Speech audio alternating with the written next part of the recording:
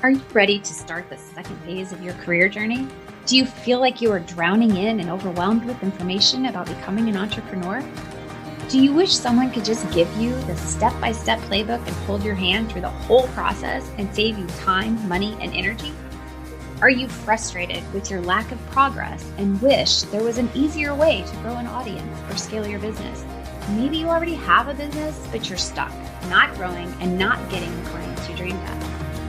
In my one-to-one 6-month coaching program, we will work together to identify your niche and ideal audience, discover clarity and confidence, differentiate you from all others in your area of expertise, all while working on mindset. You'll walk away after 6 months with a strong foundation for brand and business success. You'll have access to my templates, learn email marketing, Pinterest marketing, how to blog, we'll review your website copy, and you'll even get an intro to SEO, and so much more. Don't have a website? Don't worry. Through my boutique brand agency, my team and I build brands and launch businesses. You can think of it as a brand in a box.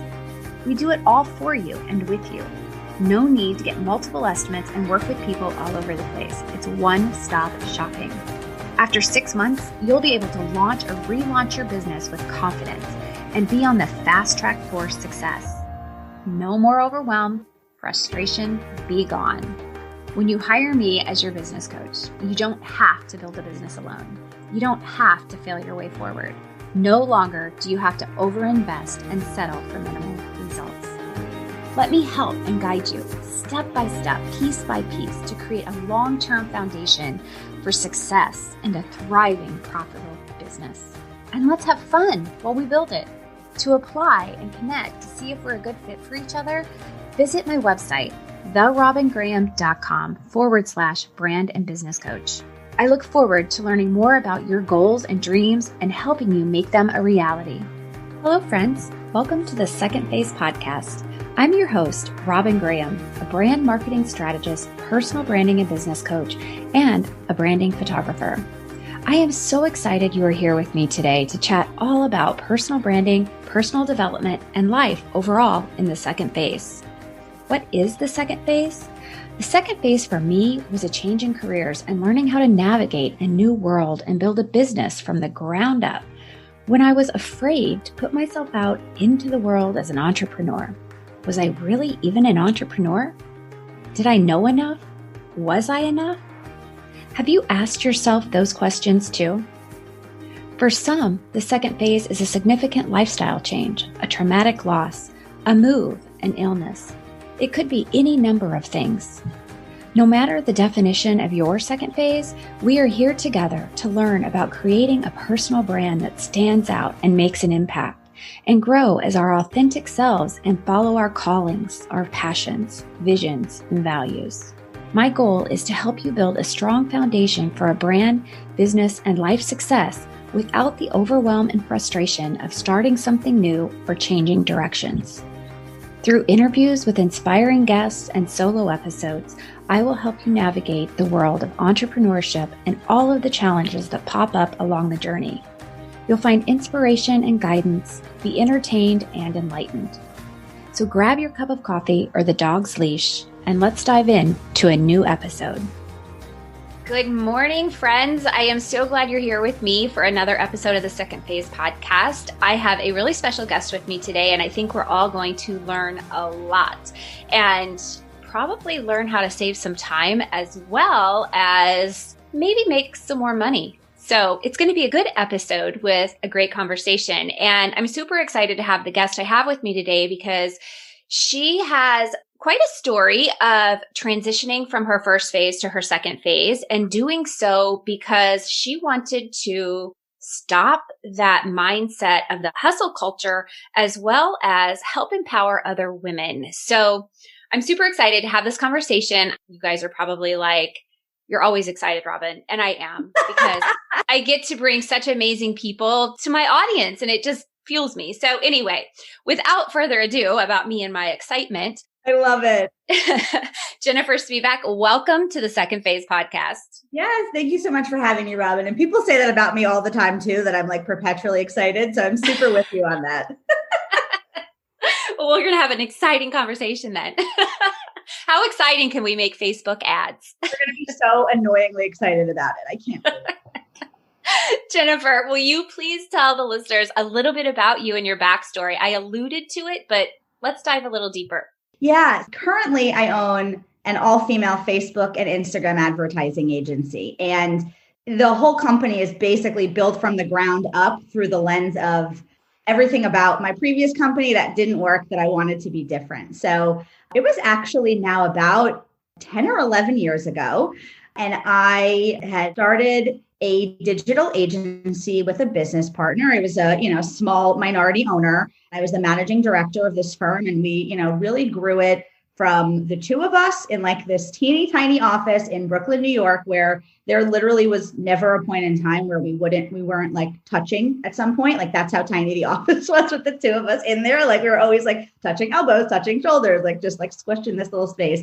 And we grew this agency from the two of us to 10 people and then 15 people and then 20 people and then a second office in Boston.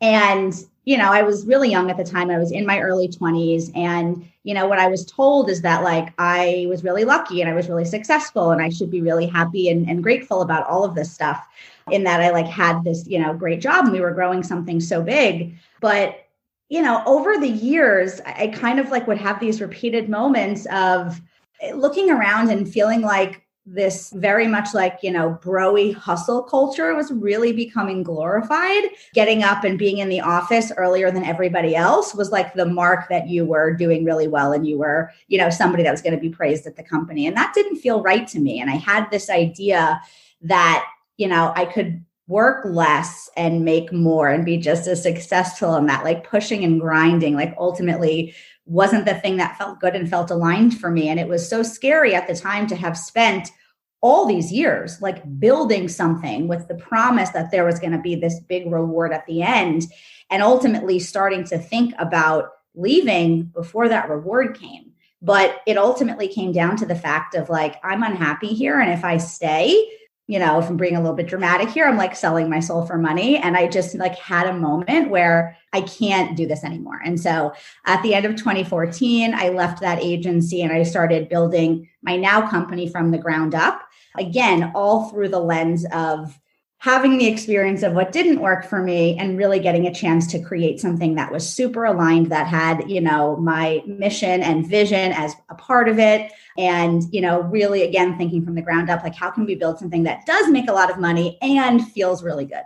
I love that. And I love that you actually took the action to leave. I think so many people in our world today stay. They feel stuck and they feel like they have to stay because of, various reasons. It could be that they absolutely have to financially for benefits or whatever. But I think that if we really and truly sit with ourselves and evaluate where we are and whether or not what we're doing and how we're doing it is aligned with our values, it's really important to take that action and figure out how you can move forward. And of course, we're all about the second phase here. So, it's like, do you want that second phase? Do you want to take that chance? Do you want to take that risk and empower yourself to move forward and create something new? And now I have a question for you, because a lot of times people will do this. They'll start with a side gig. People are feeling that way in their corporate role or their 9-to-5. Start thinking about that. Set the stage for being able to move and leave the job you're currently dependent on. Take that initiative to start something on the side. But did you do that, or did you just jump ship completely? So there definitely was planning. I didn't just completely abandon ship with no plan. And, to your point, it really started with a friend had asked me, in the last 30 days, how many days have you thought about not wanting to be at that job? And without skipping a beat, I was like, 30. And he was like, how is there a question around when you're supposed to do? Like, what do you mean? And I was like, oh, okay. And so that was this moment of like, okay, I have to go. And once that happened, I did start kind of just putting feelers out there. I knew in leaving, I would continue kind of doing the same thing, delivering the same service in a different capacity. I was fortunate to have maybe a little bit of brand recognition and name recognition in that space. So I was able to pick up a couple of freelance clients. And then, just logistically, because I was a part owner, there was a little bit of a, cash buyout for leaving and selling my ownership. And so I basically was set up with like, hey, if nothing happens and everything falls apart, like I can live for like 3 months or so so, off of this freelance stuff and the money that I got from selling my ownership. And I just said, okay, I have, 3 months to see what happens. I actually, at the time, my lease was up. I moved into an apartment that was like half the rent because I just had absolutely no idea if I was going to make any money. The funny thing is I ended up leaving that apartment 3 months before that lease was up and just paid the rent on both apartments because it was so bad and I couldn't live there anymore. And I did so well so quickly. But yeah, a lot of planning and just truly having no idea what would happen, but knowing like in my soul and my gut that staying there was just not on the table and I would have to figure it out. Yeah, I love that. Okay, so tell me, let's start talking about the content of the day.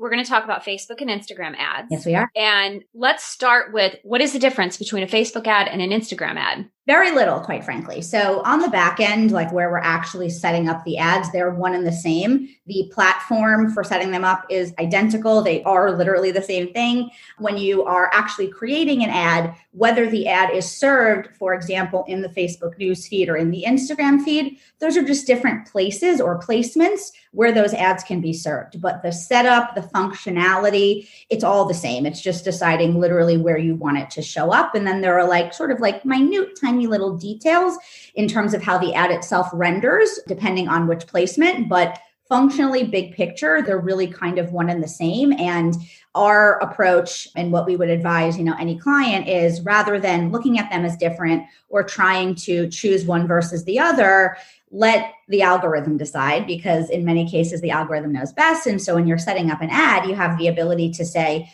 I want to show in both places, serve it where it's getting the best results. And then, the algorithm will kind of automatically adjust from there. So you can basically set it up so that it can go both places, but the algorithm will determine what's best. So I guess you can say, okay, Facebook only, Instagram only, or both. And then if you say both, the algorithm will decide where you're going to get the most eyes on that ad. Correct. Okay. And mostly, look, every once in a while, there is a brand that's just like Instagram is 100% not our people, or Facebook is definitely not our people. It's a case by case basis, but I would say 98% of the time, you do just want to let the algorithm do its thing. It knows more than we do. And ultimately, it can figure out and adjust based on where you're getting the best results. Okay. So the best way to do that, you'd say, is to set it up so that it's going to target both based on what the algorithm determines is best. Okay, perfect. Yes. So when should an entrepreneur or solopreneur or small business owner consider running ads? Yeah. So I love talking about this. It really is when your offer, your messaging, and your customer decision journey has been validated. So here's the thing. Everybody wants ads to like magically solve all of their problems in their business. And it doesn't work that way. Ads they're a channel. They're a marketing channel. That's it. We forget that. We make them this magic thing, but that's not true. They're simply a marketing channel.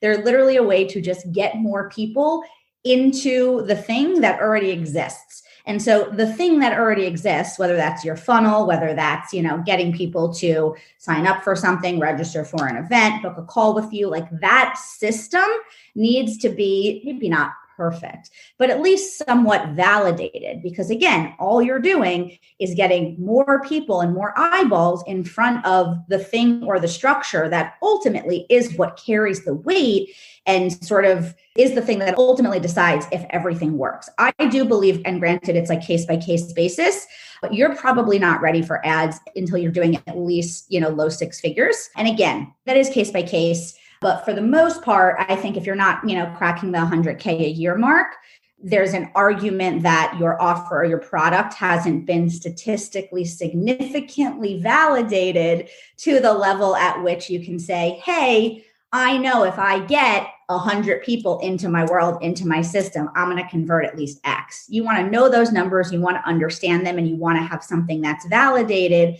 And again, just look at ads as turning the faucet on, essentially. Ooh, I love that. So it's basically, if you're not making just shy of 6 figures plus, then you're not going to get your ROI on the ads. Is that right?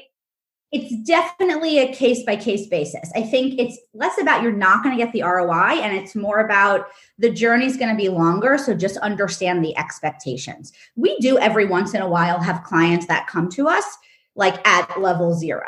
I've been talking a lot about this case study recently of one of our clients who came to us in the beginning of 2020 wanting to start a life coaching business with the business that he had in person, brick and mortar, wanting to start this online life coaching business, $0 in revenue for it.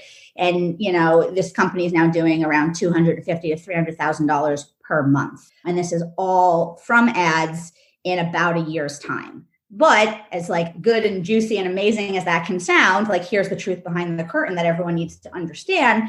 It was about 4 months of nothing, like true, just like testing and nothing. Now we cracked it eventually, right? But here's the thing.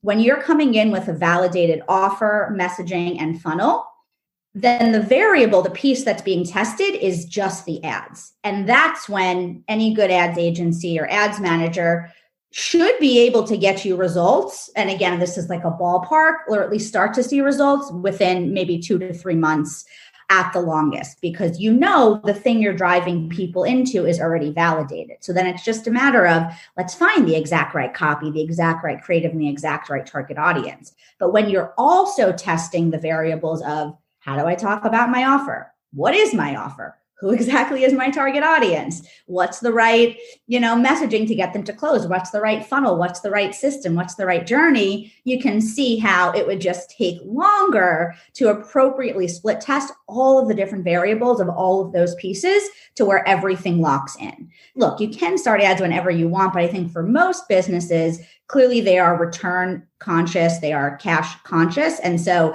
unless you've got, tons of money to play with, which this was a client that did because he, had this other business. I often think that it's a little bit wiser to be really scrappy to get to that first 100K, get the validation, get the learning, get the qualitative feedback as you talk to people and do like whatever the internet version is of like going door to door. And then you should have the right information to make sense to make an investment into ads. That's fabulous advice. So basically, if you're starting a business, don't count on doing Facebook ads and going from 0 to 6 figures. Right. Most likely is not going to happen. And what type of investment are we talking about? Like say somebody is just so hungry to get this started. They do have a little bit of cash in the bank. What would 4 months of ads take before they start having an ROI on those? So it's one of the most difficult questions to answer because it's so broad. So let's start with, if you just want to like run a couple of ads yourself, you can spend $10 a day. Like there's no like thing that is stopping you from doing that, right? You can truly spend as little or as much as you want. Now, again, the question becomes, if you're running the ads yourself, do you, have the skill and the knowledge and the understanding to turn them into anything? And so if the answer is no, it doesn't matter if it's only $10 a day. I mean, that's still $300 a month of your money that ultimately isn't going to anything. So can you spend that? Of course you can. It's a question of however little it is, if it's really going to be able to do anything if you don't know what you're doing. If we're talking about hiring somebody, and I can like definitely give you a range on this, it's easy to find like a freelancer that's probably somewhere around like bottom end, like $1,500 a month, for example, to actually deliver the service. And this is like the cost of having somebody manage things for you and set up the ads. And that ranges all the way up to like $5,000 to $10,000 per month. So there's really a wide range. It depends on if you're working with a freelancer or an agency. If you are on the bottom end, let's say, like I do know some people who charge $1,500 a month, and you can spend, $500 to $1,000 towards just the ads piece. So again, ballpark, maybe you're looking at a range total investment between an expert or an agency as well as your ad spend. Maybe bottom end is like $2,500 a month total, all the way up to, infinity, right? I mean, like there are people who are spending, $100,000 plus per month on ads. So it really is broad. And I think a better question is, ultimately, what are your goals with ads? And working backwards to kind of get a sense of what you might have to spend in order to hit those goals. And also knowing that going in, you may not know those exact numbers. So whenever we're talking to a new client, which, one of the main questions is, how much should we spend? My answer is, hey, our minimum is $2,000 per month. So we don't work with anybody if they're not able to spend at least $2,000 a month in ads. It doesn't make sense given our level of expertise and all the testing that we like to do. And so we'll tell clients, let's start couple $1,000s a month. Let's get some baseline data. So for example, I want to get them as quickly as possible to a place where we can say, hey, every time you spend X, you get a sale. Every time you spend X, you book a call. Every time you spend X, somebody, signs up for your list, right? All of those good things. And then we have real data specific to their business to be able to then say, you want to have X number of sales? You want to have X number of subscribers? This is what we need to spend in order to have you hit your goals. Wow. There's so much detail. It's unbelievable. Like I wouldn't even touch this with a 10-foot pole. Okay. So that's clearly the advantage of having someone do your ads for you, because I think you really do have to do that beta testing and figure out, and you also have to be able to find your ideal audience. And yeah, I think there's on the back end for ads, there's so much you can do as far as targeting certain populations and all of that stuff. So I can see the value in hiring someone to do this, like crazy value. Absolutely. But it is an investment. So you have to be prepared for that. It's not something you're going to do just straight out of the gate unless you have a reservoir of money just sitting there that you can invest in. Yes. And it is different from doing ads and bringing in a cold audience versus bringing in warm audience through organic engagement and organic relationship building. So I think that is a difference too, right? Yes, absolutely. And even to the point I'm talking about of sort of having everything validated, there is sometimes still a teeny adjustment period because the way you're selling to your warm organic market, you may need to tweak ever so slightly. So there is still that piece of, oh, well, my conversion rate with my warm audience was X, but now we're that with cold, it's actually slightly lower. And again, it's just a matter of knowing how to read that data, understand it, interpret it, pivot, and adjust, right? So it's just, there are going to be differences. There are going to be little nuances. Every audience is going to be different. What is that conversion rate? I've heard it before, but I can't remember what it is. The average conversion rate with a warm audience compared to a cold audience. I think there's a statistic, isn't there? All I can speak to is that you definitely, and again, it obviously depends on like what you're selling, right? We can't just give like an average conversion rate across the board if we're talking about like a $10,000 program versus, selling $19 socks, just as like a random example. But in general, obviously, your warm audiences should convert higher, should need fewer touch points because, well, they've already had them. And cold audiences don't know you as well. So that rate just might be different. And it's not just about the numbers too. Something that we see a lot with clients is how the messaging is crafted sometimes has to be a little bit different because let's just say, for example, the people that they naturally attract organically may already have a good understanding of the work that they do. So there isn't as much, like, let's just say, for example, like we work with a lot of coaches. And so depending on the space in which they coach in, they may attract people organically that have an understanding of their work at a different level. So they don't have to do as much upfront education. Whereas if we're going out there and looking to now bring in like much larger groups of people, we may need actually slightly different front-facing messaging that meets people where they're at in order to bring them in. So there's both a numbers and data way to look at this. And there's also the sort of qualitative piece where the messaging may need to be ever so slightly tweaked to make sure we're speaking to people in a way that actually means something to them and kind of like indoctrinate them over time. Oh, I love that. Okay. So let's talk about somebody wants to do this themselves. And I know every single time I post on either in my Facebook group or in my Facebook page, business page, I get boost this post and reach so many more people, so is that effective? Is it worth putting money into that? Tell me a little bit about that. Yeah. So here's the thing. I mean, you even said it yourself. What they're telling you is you're going to reach more people. You will. That is 100% fact. That is what boosted posts are designed to do, get you in front of more people. And so it's not a question of do they work or not. It's do you understand what they're designed to do and are your expectations in alignment with that? Every type of ad that you run, whether it is, a boosted post directly through your page, or if you actually go through Ads Manager, there's still this version of kind of being able to say like, hey, what's the goal? What's the objection? There are many types of ads, again, boosted posts included, where it might just be reach or engagement as the goal. If that's your goal, and if that's something you want to spend $10, $20, $30, $100 on just to get in front of more people, then great, go for it. What I can speak to is that our clients work with us to use ads in much more of a sort of like direct sales, direct marketing, direct conversion manner. And so obviously we are looking to have people take an action. We don't really care about the reach. We don't really care about the engagement. Now, those things have to happen in order to have the results at the end of the day, but that's not our end all be all. So boosted posts can get you in front of more people. Is that your goal? And again, I think this goes back to these big, like foundational pieces that people need to have an understanding of before they're even thinking about ads. What do you want people to do? Like, have you really thought out what that customer decision journey is? And do you know how to track that so you can actually see if your ads are doing their job and troubleshoot where there may be an issue? I think a lot of people end up boosting posts because they haven't actually taken the time to think through what they do want to happen. I think people blindly spend a little bit of money boosting a post.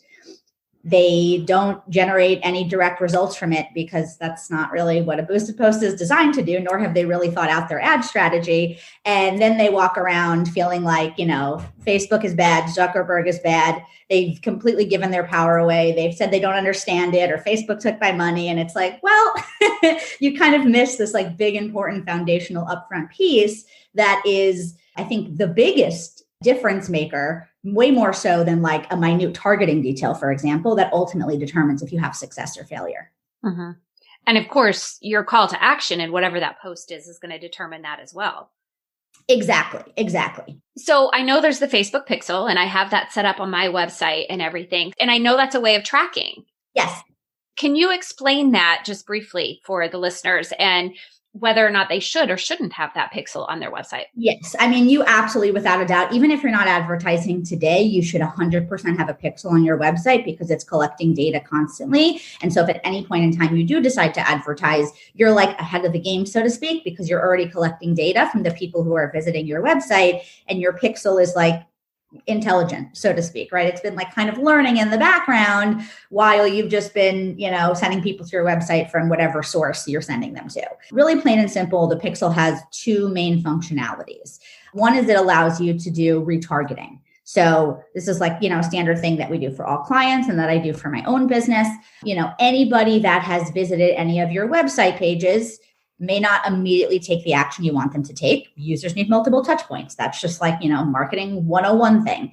And so when the pixel is on your website, it allows you to build an audience of people that visited your website and retarget those people with specific messaging and specific ads. So that's one functionality. And then the other functionality is, to your point, being able to track certain actions. So like the most simple example, let's say you're sending people to a page to sign up for a free training. You would send them to the page, they sign up to that training. After they sign up, they end up on the thank you page. And on the thank you page, there's going to be like almost like a special part of the Facebook pixel that says when someone lands here, it means they have completed the sign up, because they can only get to the thank you page if they've completed the sign up. And then that information gets sent back to Facebook and says, hey, it was this ad, this audience, and this campaign that generated that sign up. So not only can you track your overall results beyond just clicks, because who cares about clicks? We want the sign up, we want the sale, we want the booked call. We can track that, and then we can even see down to the specific ad exactly which copy, which creative, and which audiences are generating the most results at the lowest cost possible, so that you can optimize and make things better over time. Wow. It's rather involved. I wonder where I find that information on my website. That's probably a conversation for another day. It's set up, but I don't know what to do with it. I know, it's like so many of our clients end up just coming to us and saying, it's like their biggest pain point is just like, take this off my hands, please. Like, I don't want to look at the ads manager ever again. Like, please save me from it and save me from myself. Yeah. I'm thinking, here's my checkbook, Jennifer. Seriously, this is like very complicated. Yeah. Okay. So that's why you exist. And that's why you're doing so well with your business. Yes. And look, we love it. It's like, there's always something to be said for having, people operate in their zones of genius. Like our clients are like, oh my God, this is exhausting. My team and I are like, Facebook ads, they're the best. We're just like totally nerding out, and we love it so much. That's awesome. Well, I think you have to be very strategic, and you have to love numbers. So for those of us who can't even do our balance sheet and have somebody else doing our books, like, clearly, this is not the job for us. Yep. Yeah. Okay. So now tell me, because you have a philosophy that people don't need lead magnets. Tell me about that, because that is something that I have always had my clients do. Like, that's one of the big things we work on, is creating that lead magnet so we can drive traffic to the website, or to the email list rather, because we own our email list. We don't own anything else. We don't own Facebook ads. We don't own Instagram. So tell me what your thinking is behind this concept. Yes. So let me just say first and foremost, like I never do any of that like blanket, you should do this, everybody should do this. I don't ever really operate in that way. It's more about, for me personally, like what serves me and what feels good. And to be clear, we have plenty of clients that use lead magnets. It's not about do or don't. It's just for certain types of businesses, it actually may be creating an extra barrier. So I will talk about my own business, for example, and this is really where I decided lead magnets were not a fit. And so, I'm selling a high ticket service, number one, and also it's a done for you service. And I think that piece of it is perhaps the most relevant here. Done for you buyers behave differently, right? Because at the end of the day, they're so far from being a DIYer that watching a webinar, going through a guide, that's just so not their world. Like they just want the right person with the right messaging to show up at the right time and do the thing for them. Again, there are many businesses in which lead magnets do work. I don't believe there's any blanket statement about anything, right? That like you should always do what feels good for you and what makes sense in your own business. But for me, I felt number one, that my buyers didn't want to learn about Facebook ads, to sort of the point I was just making, right? They just want me to do it for them. And also, again, this is just very much like a personal thing and about what feels in alignment for me. There's a certain like aspect of, I don't really want to like work that hard. I know the value of what we do. I've got the case studies, the media mentions, the track records, and the experience to prove it. And I don't believe that I need to spend all of this time doing all of this free teaching and free whatever. I really believe that I can show up and my people are like, that's my person. And that is, how I've grown my company to 7 figures, by really just showing up and saying, hey, this is what we do. Book a call with me if this is something that you're interested in. And so I actually use ads in a little bit of a counterintuitive way, where I do send ads to cold traffic, people who don't know me, directly to get on a sales call with me. And my return on this particular campaign that I've been running for about a year now is astronomical. Like, I can check the exact numbers for you because they change all the time. And I always want to be like super on the up and up with the data that I share and any podcast or anything. So the latest stats are we've spent about $22,700 on ads. And for anybody who feels like that sounds like a lot, again, this is over the course of a year. So that's less than $2,000 a month. We're not spending anything crazy. And the total revenue brought in from this campaign is $529,500, which is about a 23 times return, which is phenomenal. And again, that is just what works, for me in my business. We have plenty of clients who do use lead magnets, and they're also getting great results, and it works for them and it feels good for them. Mm-hmm. I think you hit the nail on the head when you said, are your clients the done for you service seekers, or are they people who want to have something in their hand that's going to educate them and help them do something on their own? And that's the determining factor. So that's actually a brilliant way to look at it. I like that a lot. And I can see where, like, I have 2 different arms in my business where we have kind of the brand agency where it is a done for you service, where we do the website, we do the copy, we do everything. And then, the coaching aspect is people want to learn and they want to implement on their own, but they need that accountability component. So I can see the benefits to both. Absolutely. Yeah. And again, I think always case by case basis, like really in a sophisticated way, like thinking, because ultimately where it started for me was sitting down and thinking, what is the right lead magnet for my people? And I was thinking about my ideal clients and what type of ad they would click on for a webinar or free whatever. And I realized there isn't one. They don't click on those things. No. And so, it was just that like really thinking through what was the right fit and realizing that the ideal customer decision journey for my agency didn't include that. And for plenty other businesses, it very well might. And it's just that process of like, what do my people want? And how do I make sure that my ad strategy really honors that natural customer decision journey that people are kind of saying to you they want to be going through? Mm-hmm. Yeah, I love that. Okay. So now really quick, because we're like running out of time, but I really want you to hit on this. So you have 6 emails that will guarantee you never have to do another proposal again. what in the world are these 6 emails? It actually really perfectly relates to this funnel that I was just talking about. And something that I do that I notice a lot of people don't do is I actually have like this entire nurture campaign that kicks in after somebody books the call. So the normal funnel, the normal approach is, get them to sign up for the lead magnet. Then you do all the nurture emails. Then they book the call if that's, how you do sales in your business. And then it's done. And obviously it's not really done. You still have to close them on the call, but there isn't a lot of stuff that happens after the call is booked other than like those like standard reminder emails that everybody gets and are so easy to ignore. And so what I do is, again, I have this 6 email sequence that runs between when clients book. And again, most of these are coming in cold from ads up until the time when they have the call. And, I think rather than like going through like each unique email, what is actually unique about it is the approach that I take to messaging. So the result, I'll tell you about the result for a second, and then I'll get into that sort of messaging approach. The result is that people, they don't know who I am. They're clicking on my ad. They're booking a call. We have the call a couple of days later. And people who are strangers to me are showing up to my sales calls and saying things like, I didn't know you existed a couple of days ago. I would like to work with you and be your best friend like ASAP. How do we make that happen? So they're like having this experience of feeling like they know me. They're super ready to go. They're super warmed up.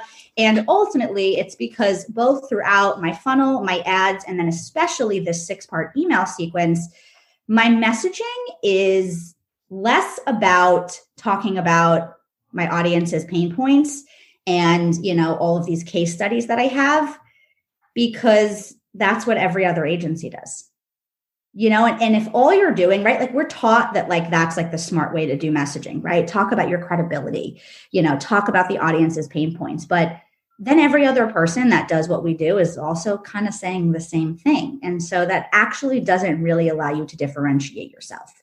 Now, again, this is something that's a little unique to my business. It's definitely a bit of a personal brand, and my people tend to just like know and connect with me, and they know they're my people. So I do believe that's a part of why this works. But, the messaging in the email sequence is really about me and who I am.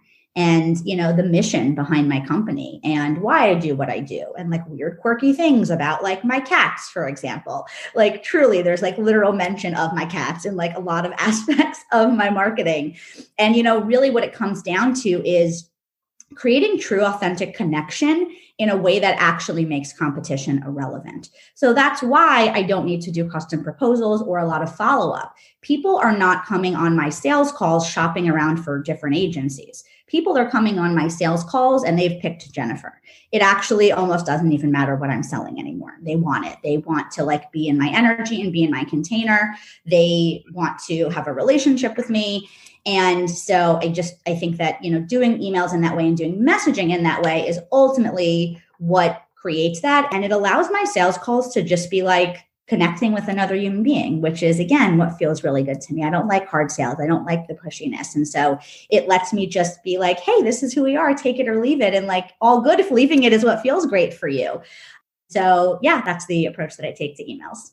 I love, love, love that. And so you're doing this based on your personal brand. And 100%. I say this all the time, but your brand is other people's gut feeling about you. It's what they think, say, feel about you. So not what you say you are or who you are. So you're doing exactly that. You're just giving them enough information that they can formulate their opinion about you, but formulate it in a way that, hey, I like her. I can connect with her. I can trust her. And that's what it's all about, right? Yes. Being recognizable, memorable, and then building that know, love, and trust factor. So exactly. And, some people like, it's not a fit for them. Yeah. And that's so great when those people can kind of like self-select out.